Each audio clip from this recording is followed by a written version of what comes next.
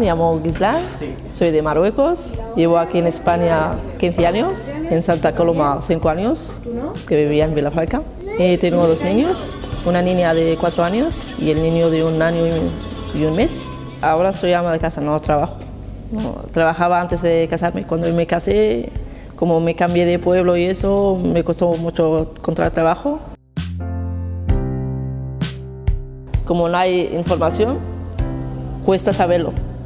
Entonces yo lo sé en el hospital, donde hay papeles en las estanterías, donde por curiosidad me cogí papeles y leerlos y pregunté por las prestaciones. Si fuera no era por eso, no lo voy a saber. Hay muchas mamás que no lo han sabido.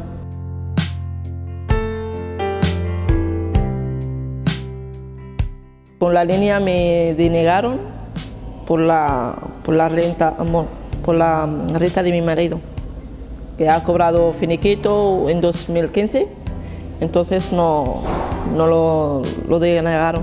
Mi niña nació en 2019 y le denegaron por 2015. Con la niña esperé 1 año para la respuesta y cuando ha venido la respuesta era denegación.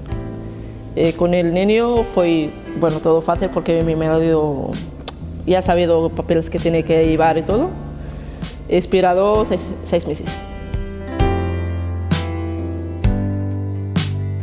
Si fuera más sencillo, primero para pedirlo, porque por internet hay muchas personas muchos familiares que no saben manejar ordenador y eso, pero para él en persona tienes la cita, pedirla al menos 1 mes para que te consiga con el nacimiento del niño, sí, porque no hay citas.